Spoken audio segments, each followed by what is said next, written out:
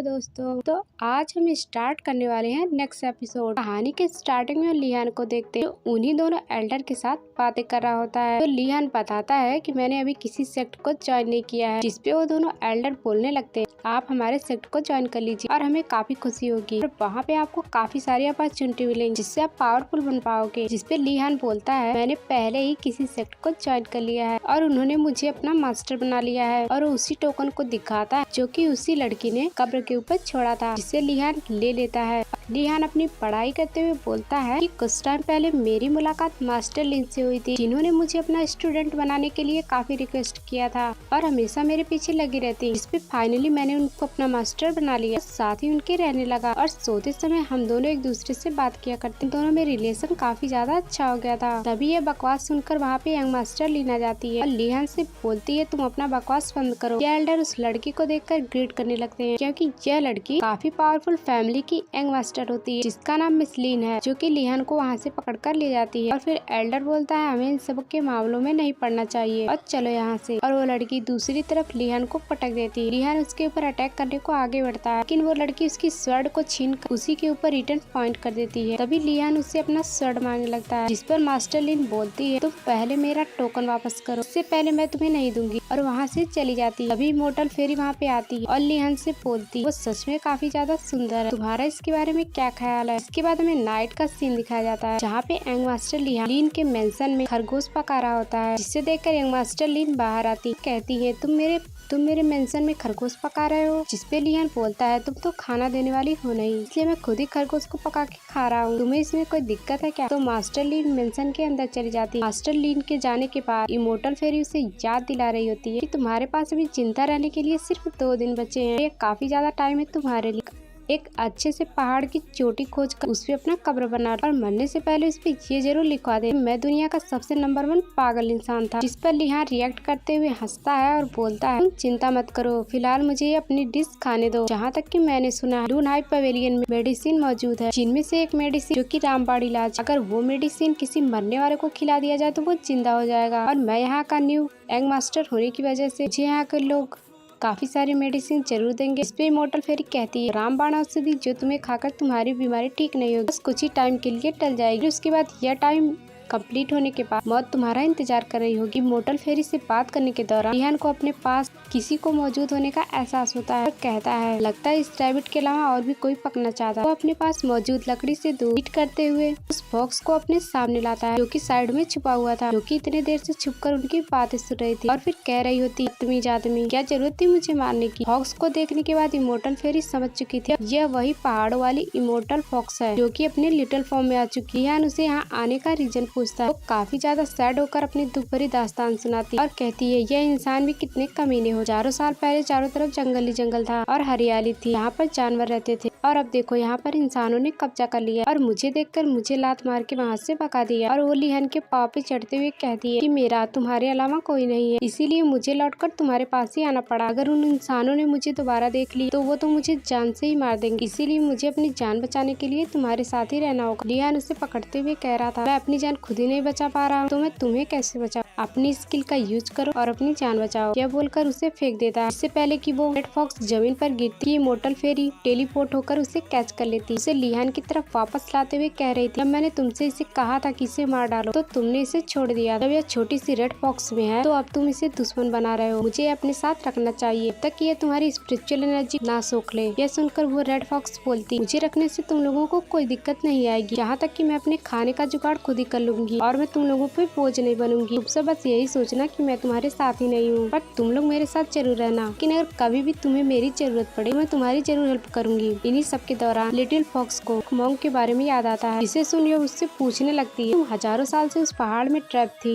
आखिरकार तुमने उस मॉन्क के बारे में कैसे पता लगाया। वो बता रही थी, जब मैं यहाँ वहाँ भटक रही थी तो मैं गलती से एक जगह पर पहुँच गई जहाँ पर काफी सारे लोग मौजूद थे। वहाँ पे मुझे एक ऐसा मॉन्क दिखा जो कि हजारों साल से जिंदा है। उस इमोर्टल मॉन्क के बारे में सुनकर मैं एक्साइटेड हो गई थी और मुझे उन लोगों की बातों से पता चला इमोर्टल मोंक मरने वाला है। हजारों साल में से एक मोंक जिंदा रहता है। इमोर्टल फेरी उसकी बातों को काफी गौर से सुनती है और वह सोचने लगती है शायद उस मोर्टल मोंक के पास काफी ज्यादा स्किल होगी जिसकी सहायता से वो हजारों साल जिंदा रहा। फिर वो फॉक्स बताती नहीं, उस मोंक के पास कोई कल्टीवेशन स्किल नहीं है, वो तो हजारों साल से व्हील टर्निंग टेक्निक का प्रैक्टिस कर रहा है। वो हजारों सालों से अपनी मॉर्टल बॉडी में ही इतने हजारों सालों तक जिंदा रहा है। यह सुनकर लिहान और मोर्टल फेरी के कान खड़े हो जाते हैं। फिर फॉक्स आगे बताती है फिलहाल कि वो बंदा मरने वाला है, वो कोई अपने सक्सेसर की तलाश में है। एक ऐसा बंदा चाहिए जो काफी ज्यादा अच्छा हो। यहाँ तक कि यह खबर पूरे सेक्टर में आग की तरह फैल गई है। अपना सक्सेसर खोजने की कोशिश कर रहा है। और लिहान, अगर तुम्हें अपनी जान बचानी है तो तुम्हें उसके पास जरूर जाना चाहिए। तभी हमें उस मॉन्क के पैलेस का सीन दिखाया जाता है जिसके बाहर काफी सारे लोग जमा हुए थे। अभी तक उन लोगों के लिए दरवाजा नहीं खुला था। यह देखकर वहाँ पे मौजूद लोग काफी ज्यादा हैरान होने लगते हैं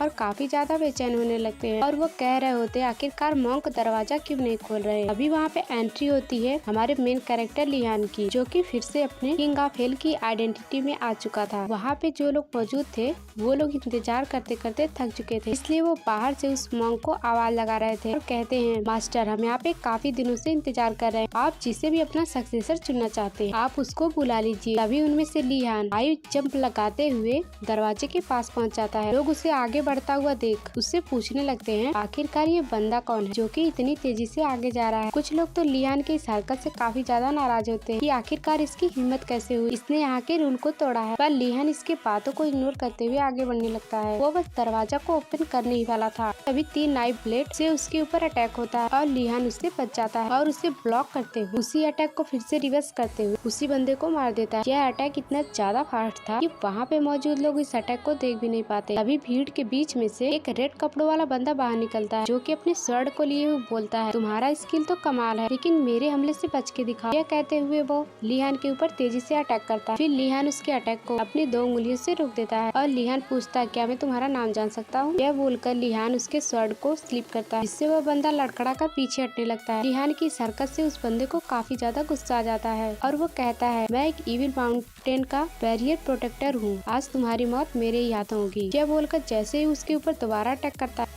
तो लिहान उसके अटैक को डॉज करता है और अपनी 2 फिंगर का यूज करते हुए उसके स्वर्ण को तोड़ देता है। उसी टूटे हुए हिस्से से उसकी गर्दन काट देता है। उसका ये बेरहम रूप देखकर वहाँ पर मौजूद सभी लोग काफी ज्यादा खौफ में हो जाते हैं। उनमें से एक बंदा तो हमारे लिहान को पहचान लेता है और वो कहता है तुम तो वही हो ना, best killer king of hell. और किंग ऑफ हेल का नाम सुनते हुए सभी लोग डर गए होते हैं और वो सभी पीछे हटने लगते हैं क्योंकि ये सभी लोगों को पता चल चुका था कि अगर किंग ऑफ हेल को दोबारा गुस्सा आया तो वो यहाँ पे मौजूद सभी लोगों को एक साथ मार देगा।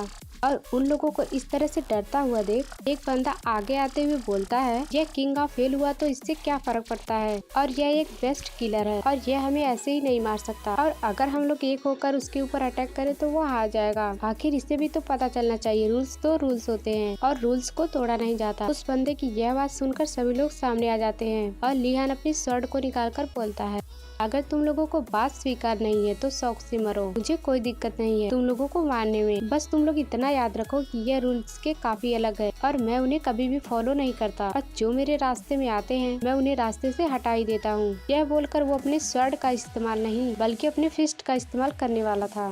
तभी वहाँ पे मौजूद सभी लोग उसके ऊपर अटैक करने के लिए बढ़ते हैं कि तभी लिहान अपने पावरफुल पंच से उन सभी लोगों को काफी बुरी तरीके से मारता है। वो सब पीछे जाकर गिरते हैं पर 3 लोग अभी भी बचे हुए थे जो कि लिहान से फाइट करने के लिए आगे नहीं आते। तब इमोर्टल फेरी लिहान को सलाह देती है क्या तुम पागल हो गए हो, इस क्रिटिकल सिचुएशन में तुम डिवाइन पावर का इस्तेमाल कर रहे हो, तुम्हें पता होना चाहिए कि तुम्हारे पास बस 2 ही दिन बचे हैं और अगर तुम इस पावर का यूज करोगे तो तुम जल्दी ही मारे जाओगे। पर लिहान तो फाइट के मूड में था इसलिए वो अपनी स्वर्ण निकालते हुए कहता है आज ये मेरा स्वर्ण खून की मांग कर रहा है, जिस किसी को भी अपनी मौत का दावत देना है वह आ सकता है। उसकी आवाज इतनी ज्यादा डरावनी लग रही होती है वहाँ मौजूद लोग डरने लगते हैं कि तभी मोंक अपना दरवाजा ओपन करते हुए लिहान से साथ रहने के लिए कहते हैं बच्चे इतना ज्यादा गुस्सा सेहत के लिए हानिकारक है, तुम अंदर आ जाओ, इसके बारे में हम लोग बात करेंगे। तभी दरवाजा अपने आप खुलने लगता है। यही देखकर इमोर्टल फेरी शॉक हो जाती है। उस बुड्ढे के पास थोड़ा सा भी स्पिरिचुअल पावर नहीं होता और इसका ऑरा इतना ज्यादा प्योर है कि यहाँ तक भी फील हो रहा है और वह अंदर जाते हुए लिहान से कहती है लगता है तुम्हें यहाँ जरूर कुछ सीखने को मिलेगा।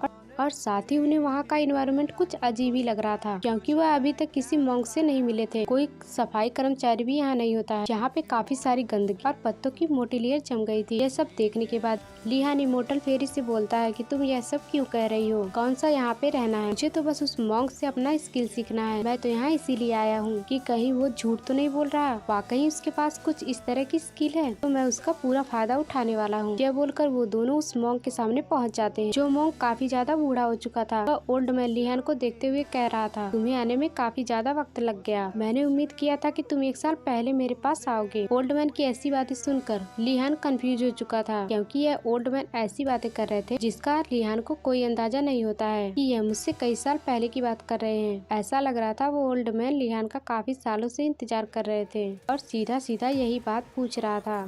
तो लिहान बोलता है, आप किसका इंतजार कर रहे थे? पर वो ओल्ड मैन जवाब देने से पहले अपनी आंखों को बंद कर लेता है। तो जिया उनकी यह हालत देखने के बाद कहती है, इतना क्या जल्दी था इनको मरने का, 2-4 वर्ड्स और भी भूल जाते। और लिहान जैसे ही उस ओल्ड मैन की सांसें चेक करने वाला था और ओल्ड मैन के नजदीक आता है, इसी के साथ हमारा यह एपिसोड एंड होता है।